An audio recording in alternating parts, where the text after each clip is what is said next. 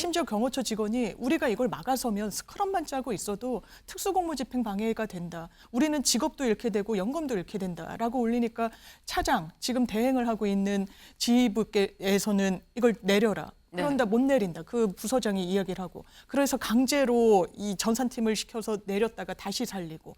이런 건 뭡니까? 또 경호처의 직원분들이 그 최상목 대행에게 편지를 보낸 부분이 언론에 공개되기도 했었습니다. 피를 말리고 있다는 거예요. 그 가족들은 혹시 다칠까? 그리고 누군가 또 다칠지는 않을까? 이 상황을 지금 막아달라고 하는 겁니다. 그렇다면 체포영장을 정확하게 집행해야 될 책무를 지고 있는 수사기관으로서는 이런 상황을 어떻게 보면 영장 집행의 하나의 수단으로 활용할 수가 있는 거죠.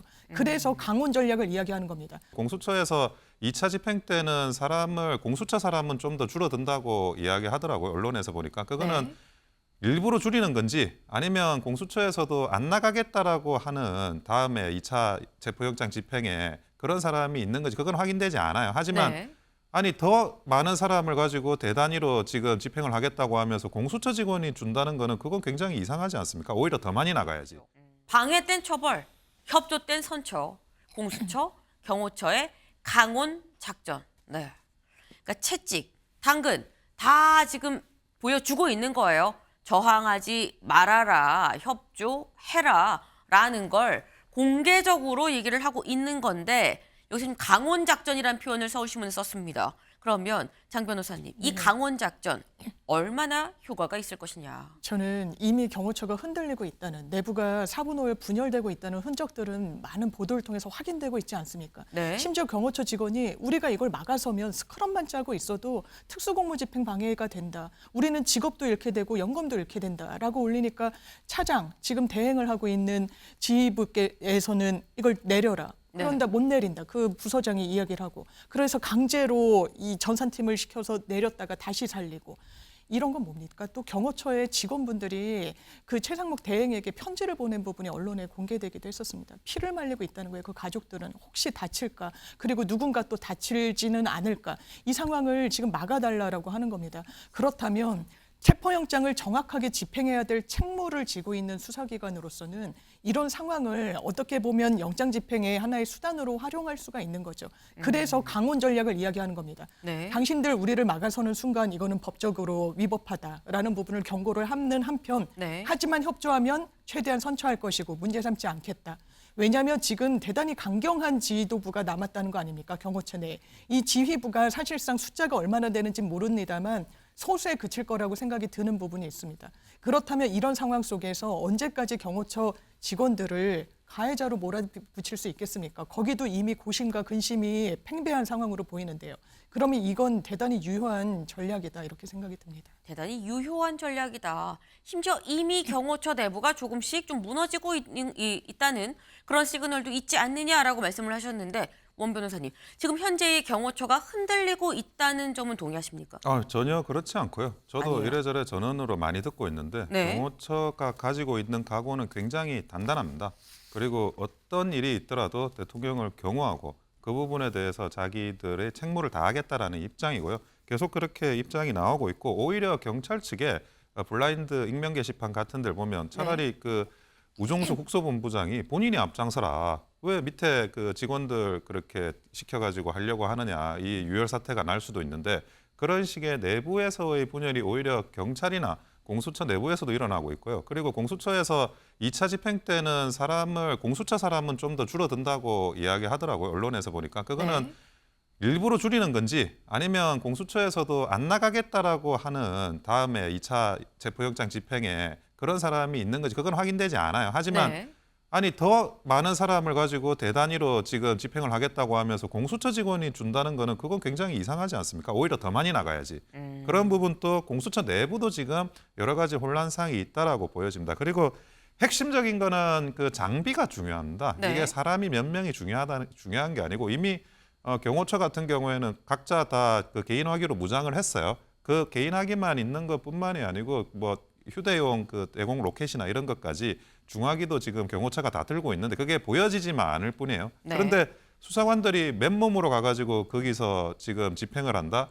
그게 상식적으로 불가능한 이야기인데 지금 경찰 특공대나 헬리콥터나 장갑차가 들어간다는 이야기는 아직도 전혀 안 나오고 있습니다. 소방차가 무슨 그 공격 무기도 아니고 어떻게 그거를 하겠다는 건지 이해가 안 되고, 이런 것도 결국에는 위세를 보이고 어차피 영장은 한번 발부받았으니 집행은 한번 해봐야지라고 하는 그 정도 수준이 아닐까라는 생각입니다. 지금 말씀은 경호처가 흔들린다는 거에 동의할 수 없다. 오히려 공수처가 흔들린다는 말을 나는 오히려 더 많이 듣고 있다라는 말씀을 하셨어요. 그러면서 공수처가 만약에 이 내부가 흔들리는 게 아니라면 왜 더 많은 사람을 투입해야지 공수처 인원은 줄고 경찰 인력만 많이 데리고 간다는 거냐라는 취지로 또 말씀을 하셨습니다. 양쪽에 지금 얘기가 다르죠. 경호처가 흔들린다, 공수처가 흔들린다, 지금 이 말씀을 같이 하셨는데, 공수처에선 어제 공문을 경호처로 보냈습니다. 다음 기사 볼까요? 이겁니다. 강경파 김성훈 차장 패싱, 6개 부서장의 공문, 내부 균열, 파고들기. 그러니까 공수처에서 경호처에 협조해 주십시오라는 내용의 공문을 보냈다는 거죠. 근데 이번에 처음 보낸 건 아니에요. 사실 앞서서 박종준 경호처장이 있을 때 이미 보낸 적이 있습니다. 근데 여기 볼까요? 지난달 31일 비슷한 취지의 공문은 당시 수장이었던 박종준 전 처장에게 보냈는데, 이번 공문은 처장 직무대행을 맡은 김 차장을 건너뛰고 경비안전본부, 경호본부, 기획관리실 등 6개 부서장한테 직접 발송을 했다라는 거죠. 이거는 지금 보면 또 그러니까 여러 가지로 해석이 좀 가능한 면이 없잖아 있긴 합니다만, 장 변호사님, 이게 김성훈 경호처장을 인정하지 않겠다가 될 수도 있긴 하고요. 아니면 이 부서장들한테 저항 안 하면 우리랑 같이 따로 얘기를 해서 선처도 가능해라는 메시지가 될 수도 있어 보이거든요. 두 가지 포석이 다 있어 보입니다. 네. 김성훈 차장의 현재 정확한 신분은 특수공무집행 방해에 아주 주범으로 이 체포영장까지 신청을 해놓은 상황인 거죠. 피의자 신분에 있습니다. 보낸다 한들 그게 무슨 의미가 있을 것이며 보내는 것이 얼마나 효과가 있겠습니까? 지금 경호처와 관련해서 이런 보도들이 나오고 있습니다. 부서장 회의를 하는데 김성훈 차장에게 당신 물러나라, 경호처를 위험하게 하고 있으니까, 아주 직격을 한 부서장이 있다는 거예요. 바로 대기 발령이 났다라고 하는데, 또 한 부서장은 본인 밑에 또 본인이 지휘를 하는 이 직원들이 있지 않겠습니까? 경호처 직원들. 장기 휴가를 내라라고 또 권유하기도 했다라는 겁니다. 실제로 이 퇴근을 하는 경호처 직원들이 영상에 포착되기도 했었고요. 그렇다면 정확한 메시지를 수사기관으로서는 줄 필요가 있는 거죠. 우리는 집행을 안 할 수 없다. 왜냐하면 형사소송법에 발부된 영장을 집행하지 않으면요, 수사기관이 지체 없이 법원에 그 사유를 설명해야 됩니다. 대단히 예외적인 사유라는 거예요. 이런 상황이. 이런 예외를 만드는 게 대한민국의 공권력을 확립시키는데 전혀 도움이 되지 않습니다. 오히려 굉장히 훼손을 하는 거죠.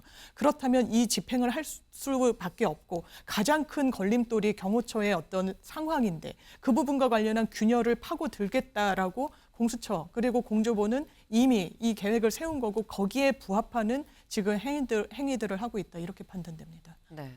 이 두 가지 포석이 다 있어 보인다. 일단 현재 체포영장을 신청한, 발부가 됐는지는 확인이 되지 않고 있습니다만, 체포영장을 신청한 김성훈 경호차장은 일단 패싱하고 다른 부장들한테 협조하시라, 우리 선처해드리겠다라는 취지의 얘기를 같이 메시지를 같이 발신하는 거 아니겠느냐라는 말씀을 하셨어요. 지금 어제 저희도 말씀드렸습니다만 경호처 수뇌부가 지금 다 조사를 받고 있는 지금 그런 상황이죠. 저희 표 준비된 거 같이 볼까요?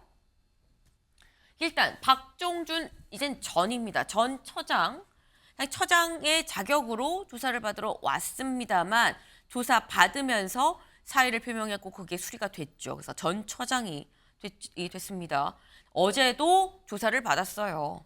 3번째 출석 조사를 받았다. 그리고 지금 현재 계속 저희가 언급한 김성훈 차장, 현재 직무대행을 하고 있죠. 사실상 경호처장의 역할을 지금 하고 있는데 현재까지 3차례 불응을 했습니다. 그래서 말씀처럼 체포영장이 지금 신청이 된 상태, 발부가 됐는지까지는 아직 확인되지 않고 있다라는 거. 강경파로 얘기가 되고 있는 거죠. 그리고 어제 오전 10시까지 나올 예정이었었던 이 소환 통보가 갔었던 사람이 이광우 경호본부장입니다. 마찬가지로 강경파다. 근데 어제까지가 3번째 출석 요구했었는데 마찬가지로 불응을 했고 관련해서 체포영장을 검토하고 있다라는 얘기가 같이 나오고 있습니다. 그리고 이진아 경비안전본부장 이쪽은 상대적으로 협상파다. 그래서 11일 날 나오라고 했을 때 나와서 조사를 받고 갔다라는 거죠. 그리고 오늘이 누구냐? 오늘이 김신 가족부장입니다.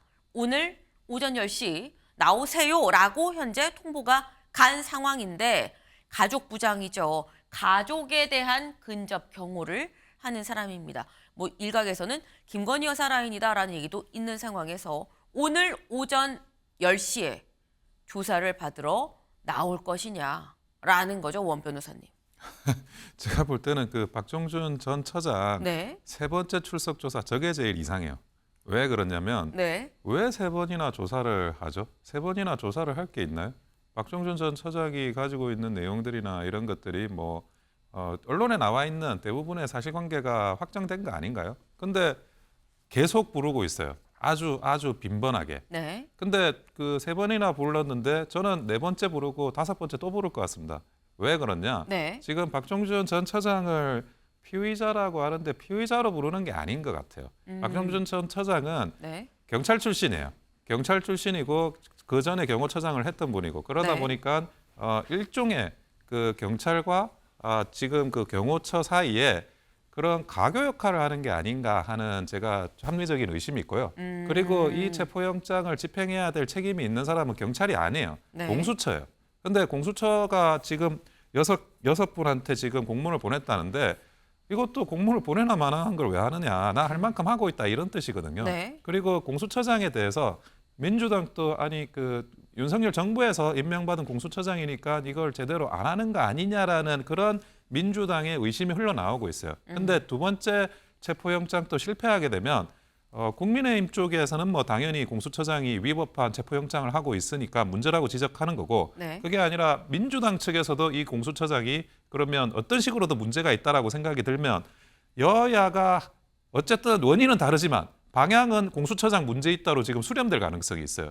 그러면 지금 현재 일어나는 모든 일들이 어쨌든 실패에 대한 책임, 무리한 진행에 대한 책임이 공수처장한테 집중될 가능성이 있습니다. 그래서 지금 조금 쇼 같은 언론 플레이 같은 행위를 하는 게 아닌가 하는 생각입니다. 지금 제가 쭉 경호처 수뇌부들이 지금 이런 조사를 받고 있습니다라고 말씀을 드리면서 김신 가족부장이 오늘 나올까요를 여쭤봤는데 이거보다 이게 더 관심입니다라고 말씀을 하셨어요. 왜 이렇게 자주 나오느냐? 내 추측으로는 그러니까 본인 생각이라고 네. 전제를 말씀하셨어요. 본인 생각으로는 경찰과 경호처 간에 뭔가 이 중간에 가교 역할을 하고 있는 거 아니겠느냐라는 말씀을 하셨는데 그럼 가교 역할이 된다는 건 상호 간의 얘기가 뭔가 또 오간다는 얘기가 되는 거일 텐데 그런 상황에서 그럼 다시 원래 질문으로 좀 돌아가 보겠습니다. 김신 부장은 나올까요? 안 나올까요? 안 나올 것 같습니다. 안 나온다. 예. 여기서 이미 얘기가 끝나고 있기 때문에 여기까지 나오지 않을 것이다라는 말씀이신 걸까요? 그렇습니다. 그 김신 부장을 특별히 그 가족 근접 경호를 책임지는 사람이 네. 특별히 더 할 이야기가 없어요. 이 의사결정은 그 처장 네. 아무리 내려가도 차장 정도에서 의사결정이 일어난 거지 부장 정도에서 그 앞에 본부장도 있는데 거기에서 무슨 의사결정을 했길래 그 사람 말을 안 들으면 안 되는 그 무엇이 있을까요? 김신 부장도 할 이야기도 별로 없을 것 같습니다. 네. 아마 김신 부장 안 나올 거다라고 말씀을 하셨어요. 그리고 더불어서 지금 박종준 전 처장이 경찰과 경호처 간에 뭔가 중간에 얘기를 왔다 갔다 좀 전달책이 되고 있는 거 아니겠느냐, 가교 역할을 하고 있는 거 아니겠느냐라는 이 추론도 같이 제시를 하셨는데 지금 그래서 가교 역할을 하고 있다면 오늘 동아일보 4면 같이 볼까요? 무슨 얘기가 나오느냐? 이런 얘기가 나옵니다. 경찰 윤체포 방해 땐 바로 체포, 분산 호송, 2박 3일 작전도 검토. 지금 현재 경찰 쪽에서 나오는 얘기는 굉장히 강경한 얘기들이 나오고 있죠. 체포 방해하면 체포해서 이 분산 호송하다. 분산 호송하겠다라는 것까지 생각을 했다는 건 진짜 체포할 거야 라는 걸 가지고 있다라는 거고 더불어서 2박 3일 장기전까지도 다 염두에 두고 지금 준비를 하고 있다라는 건데 그렇다면 장 변호사님 네. 여쭤봅니다. 아까 박종준 전 처장이 뭔가 가교 역할을 할 수도 있어 보여요라는 말씀에 대해서 어떻게 보세요? 강경한 입장이거든요. 또. 저는 경찰과의 무슨 가교 역할을 한다기보다는 이분이 네. 마지막에 낸 본인의 메시지가 있습니다. 물리적 충돌은 정말 최소화되고 없어야 된다라고 네. 하고 총기 화포로 무장하지 말 것을 지시했다라는 보도도 나오고 있고요. 근데 그걸 싹 다 걷어들인 게 지금의 매파라고 이야기가 되고 있고요. 그럼 본인이 한 이런 조직의 수장이었는데 본인의 지휘를 받던 직원들이 다치거나 뭐 이런 불상사가 일어나는 걸 용인하는 게 본인이 용납할 수 있는 일이겠습니까? 그런 면에서 경찰에도 최대한 협조를 하고 있는 거고 또 본인이 경찰 출신이기도 하고요. 네. 이런 맥락에서 수사를 받고 있는 거는 이해가 되는 부분이 있고 지금 공수처 경찰 이렇게 할 수밖에 없는 국면으로 사실상 만든 거는 윤석열 대통령이고요. 이걸 제대로 못하는 건 정말 대한민국 사법 질서가 무너지는 겁니다. 어느 피의자가 나를 체포영장이 아니라 구속영장을 청구해라. 나를 여기가 아니라 저기서 조사해라. 수사해라. 이럴 수는 없습니다. 이건 진보 보수의 문제도 아니고 오히려 보수 진영에서 사법 질서 그리고 이런 수사기관에 대한 예후 그리고 법적 안정성 더 이 심각하게 고민하는 그런 가치 아닙니까? 이걸 완전히 허물어버리는 사람을 지금까지도 옹호한다? 이건 보수도 아니에요. 이런 걸 극우라고 하는 겁니다. 정말. 그렇다면 국민의힘도 방향 전환이 있어야 될 것이고 국민의힘 의원들도 계속해서 법리적인 검토 끝에 나왔지만 네. 수사기관의 수장들이 이야기하지만 만약에 체포영장 집행을 막아선다? 불체포 특권이 헌법상 있어도 현행범은 예외입니다. 체포될 수 있습니다. 굉장히 엄중한 상황이에요. 이것을 여러 어떤 그런 사법적인 기술로 교란시켜서는 안 됩니다. 이건 대한민국을 무너뜨리는 일이에요. 대한민국을 정말 생각한다면 윤석열 대통령도 사실 이럴 수 없는데 그걸 타개할 의지와 능력은 없어 보입니다. 네.